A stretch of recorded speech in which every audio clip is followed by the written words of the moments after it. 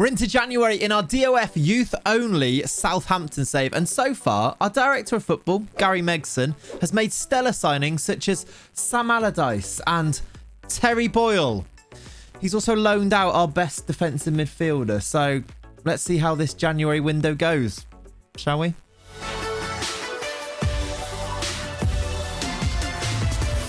And welcome back to the Southampton youth-only DOF save that we're bringing you on the channel. It's episode number 3 today, and I think to begin today, let's cast our minds back to the end of last episode where we were rocked by the transfer news brought to us by Gary Megson in that Oriol Romeo had been loaned out and sent to AC Milan, and we will not have him for this coming season. He is by far our best defensive midfielder. He's probably one of our key players in the squad, or at least he was.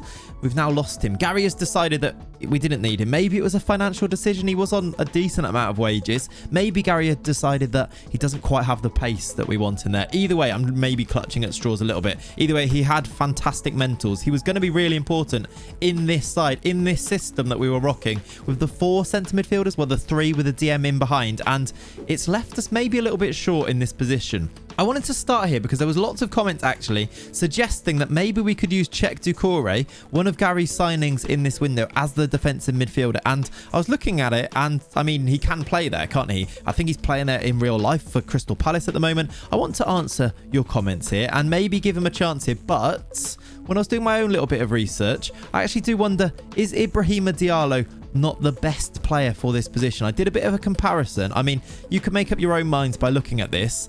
This is how we compare Diallo to Doucouré. Doucouré, whilst he's got a bit of potential, I wonder if Diallo is just the guy for the moment. He seems to be winning in most of these regards if you have a look at the polygon here. So I think for now, the plan going forwards is something like this. There will be a load of rotation, as we talked about, with our 4 midfielders here. But I think going forward, and thinking forward, as we talked about at the end of last episode, we're going to move all the way through after our 3 wins from our first 4 games. We're going to move through, and I've already played these up until January the 1st, which is not quite there. It's this one here, in fact, which is the start of the January window.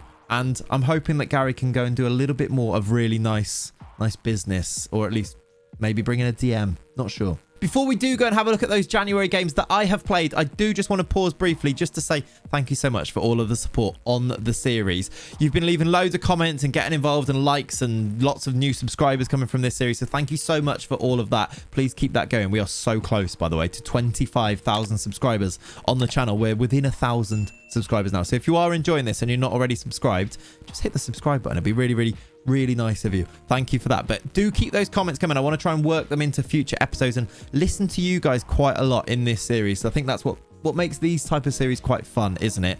So please do continue doing that and leave a like on the video too. Let's jump forward to January, and I'm going to do a click now.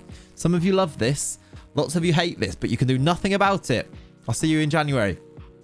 And there we go then. I've been in my time machine, and it is January the 1st, 2022. Here is how the Premier League table looks after about half of the season has gone past. We're 7th. We've done all right so far in these first 20 matches that have been played. We've won 10 of them, which I think is about right. Do you remember we were aiming for about mid-table? We've actually found ourselves just past the halfway point of the season in the European places, only just in those European places, and actually Spurs can go back above us if they win their game in hand here. But I think we're in an okay place. You can kind of see how the games have gone here because we've won 10, only drawn 2 of them, and we've lost 8 of them. We're a very 50-50 team.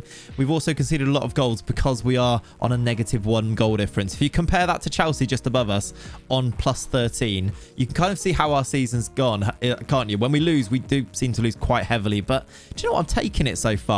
One thing to definitely mention as well, by the way, Che Adams is the top goal scorer in the Premier League at about the halfway point. He's got 15 goals in 20 matches so far this season. In fact, I'm not even sure he's played all of those games. No, he's not. He's played 17 matches and scored 15. Do you remember I mentioned that he was going to be a player that would score goals? He has absolutely scored goals. Let me show you the team before I show you the results, just to show you some of the player stats here. 16 and 19 for Che Adams.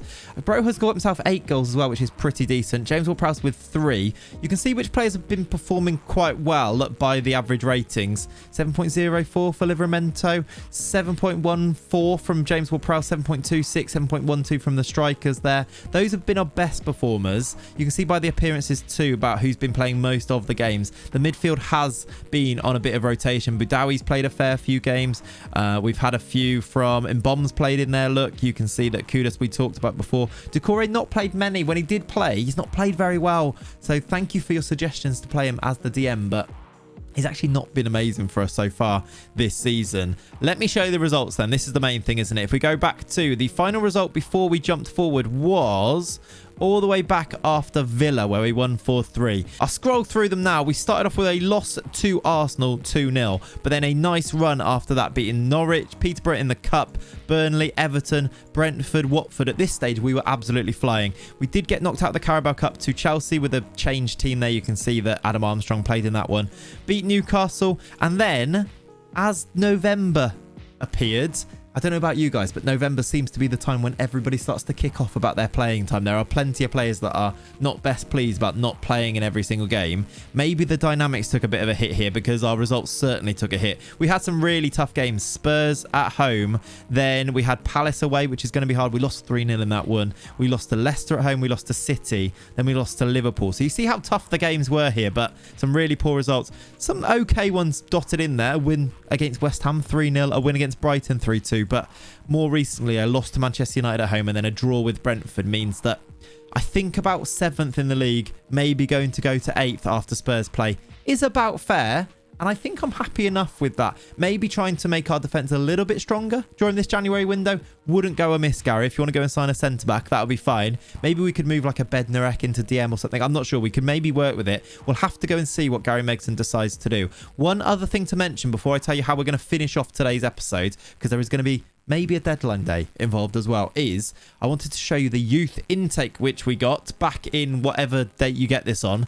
We've got an excellent intake, a terrific group of players coming through, potential to be a real golden generation for the club. Now this could be a real thing to focus on for the future of this save. We've got 2 centre-backs at an A. We've got some handy wingers, 2 of them. Even though we don't play wingers, maybe we could retrain them. And a striker, a forward who is a fine prospect as well. An excellent intake, maybe to sort of pin our hopes on for the future if Gary doesn't go and do the business in the transfer market. Either way, it's definitely a positive thing, isn't it? Today, let me explain what we're going to do this episode. I was thinking, do we do a live com? Do we play Everton in a bit of a live com? And then I thought, no, I want to see what happens with the transfers. So I'm actually going to go and play a few more matches now. I'm going to go and play up until the end of January, where we need to try and bounce back from some poor form, really. We've got Everton, Spurs, Newcastle, Watford, and Manchester United. From these games, or we're going to go and play these games, and then I'm going to show you as well what happens in the market. At the moment, Gary's done nothing else, I do not believe. If I do that by date. No, the last thing that we did was sign Mbom, which we saw. And the last person we sold was to sell Angus. Was to sell... Oh, no, we've... Yeah, it was Oriol Romeo. We also did loan out Will Tizard as well as an extra one there. After these games, though, we hopefully will have done a little bit more business in the January transfer window. And we're going to go to deadline day once again in today's episode. It might be a slightly long episode, but do you know what? We love it, don't we? I will see you on the 31st of January after these matches have been played. I'll see you then. And here we are then on deadline day. Let me show you the results first of all from the January in terms of on the pitch. There's hopefully going to be some movement off the pitch in terms of what Gary Megson is doing as well, though. We've had an up and down January. We've continued our poor form for 2 matches, actually. Specifically this first game against Everton where we lost 4-0. That was very, very disappointing. You see some of the performances from the players. It was Mbom who played in the DM spot in this game.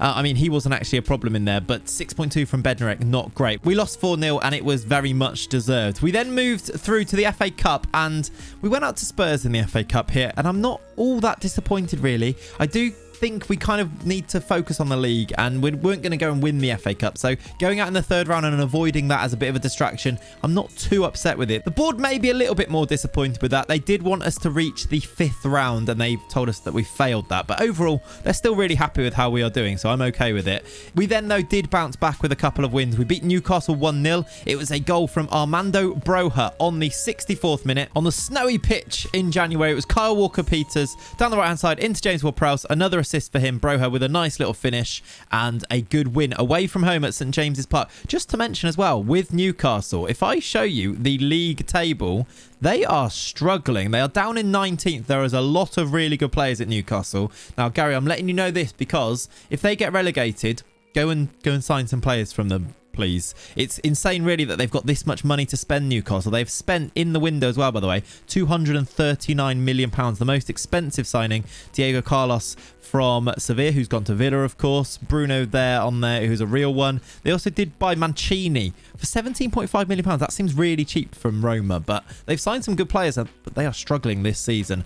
After the Newcastle game, we did have another win. This time it was 1-0 against Watford. A player that hasn't played that much, Nathan Teller, got the goal for us, so well done to him. It was this. Down the right-hand side, it was Livramento bringing it forward. Little through ball to Nathan Teller. He was playing instead of Broha, just to give Broha a little bit of a rest. Those two strikers of Shea Adams and Armando Broha have played a lot of games. Teller with a nice little finish, getting us a win in that one. And back-to-back wins, you can't really complain. And then I guess you also can't really complain if you lose 4-2 to Manchester United. Manchester United, by the way, are way up in second, looking to challenge for the title with Arsenal, which maybe aren't your predicted teams to go for the title first season of an FM save. Maybe United a little bit more, but it's Arsenal and United going for the title. Very mid-2000s, that, isn't it? And yeah, United are a good team. We lost to those 4-2 away from home. I think we'd expect that one. In terms of the league table, we have now dropped down to 8th, which I did suspect we would do with Spurs having that game in hand. They've now still got a game in hand, but can go 5 points clear of us, so maybe 8th is about right. But 38 points, we've avoided relegation, you could maybe safely say at this stage.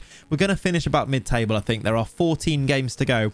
I'm okay with it. For a first season to build on, I'm sort of okay with it. Let's go for Europe next year if Gary makes good signings. Speaking of Gary Megson making good signings, then let's have a look at what he has done in this January window so far. Let's look at incomings. Has he signed anybody? The answer is yes. Since Jean-Emmanuel Mbom, he has made 5 signings. One of them has been for £27,000. The rest of them have all been on a free. Kane Reed is the first one, a 20-year-old who's gone straight into the under-23s. Looks like he lacks any real ability or potential. The next one is a goalkeeper, Daniel Langley, who again doesn't look like a great keeper. Maybe a bit of potential on Langley. He is coming from Newcastle. He's the one they've spent a little bit of money on. Tawanda Matoti is a defensive midfielder or a centre-back who is, again, doesn't look great, does he? I don't know why the DOFs on Football Manager, if you put them in charge of signings, they go and sign a load of players that for the under-23s that don't look very good. He signed another one here, Tim Freeman, who is a 16-year-old new gen. Again, not a lot of potential on him, but he's been signed on a free. And then the final one, Silvio Bello, who is a left-back, has been brought in for the under-23s. Not that exciting, is it? Let's just check if there's been any outgoings. I don't think there has. No, the last one was that Will Tizard one, which we did see before. But there is some news before we go and do deadline day. The news is that we have agreed a fee and have offered a work permit and agreed contract terms with Agustin Alvarez Martinez from Penarol. Now, this one could be quite exciting, you know. This guy, I've seen be okay in FM. He's wanted by Norwich in the Premier League as well. He's got, from the minimal information we've got from the scout report, decent acceleration and decent pace and decent finishing and first touch as well. That's what you want from a striker. He's 5'10". He's apparently 3 stars role ability for the advanced forward role. If I look at that scout report, there's not a lot on it. It's quite bare, but I think for the price that we're going to pay, which is about 2.3 million in total, I think we may have ourselves an option here to play as one of our strikers. I'm quite excited about this one. He's got his work permit about to be done. We'll see him when he signs, hopefully on today's deadline day. And we've maybe just about spent the money that we've got as well. I can adjust this, so maybe I'll put a bit more into the wage budget to cover that. Maybe Gary will go and spend the 3 million or maybe 1.5 or so million that we've got left over on deadline day. We're going to go through it just to see, because there is a lot of players being bid for, like Al Yunusi, who is having his bids rejected by Megson as well.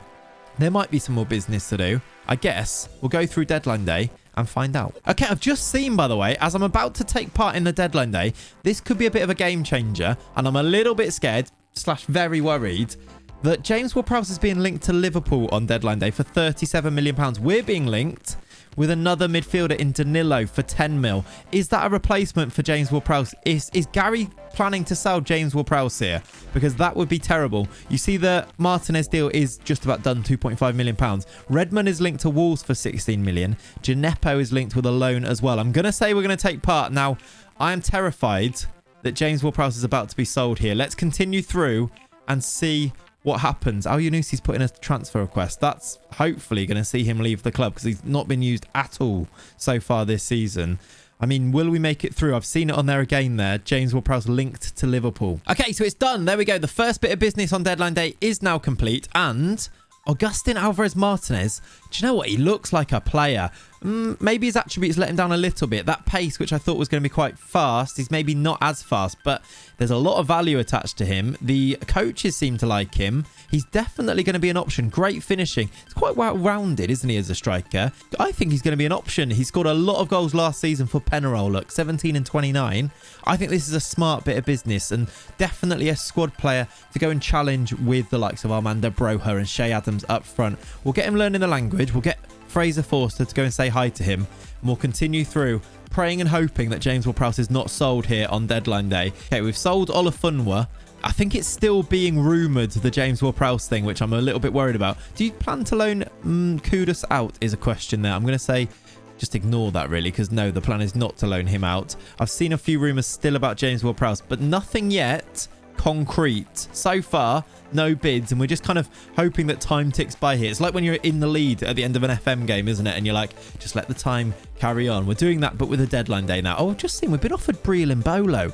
Do you not fancy it, Gary? I don't think we've got anywhere near the money, but I'd take a Briel in Bolo happily. 7 hours to go. Will anything mad happen, or will we see this one through and just be happy with it? Okay, so Al Yunusi is going to be leaving the club, but it's going to be on a loan to Middlesbrough. Gary has accepted the loan offer. I swear we got offered like £6 million for him in the summer window, didn't we? And now we're loaning him out for like 12k a week to Middlesbrough. I'm not sure we've done our best bit of business there, Gary, but do you know what? It's okay. At least he is going to be moving on.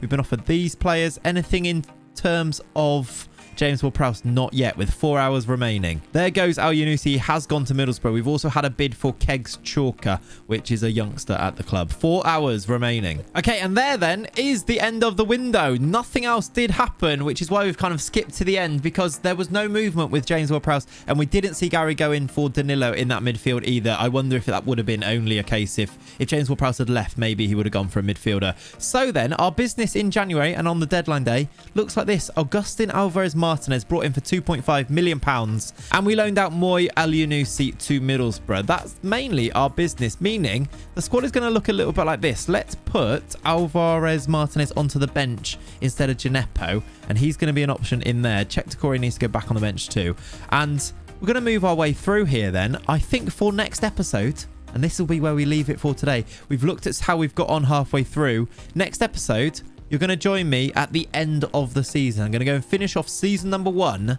we're going to have a big summer transfer window episode for episode number 4. Thank you very much for watching today. If you have enjoyed it, if you are continuing to enjoy this series, please do subscribe to the channel. Leave a like on the video too. Leave me your comments down below. What comment can you do today? Tell me, how many goals do you think Martinez is going to score before the end of the season, and do you rate him as a good buy? That's what you can let me know.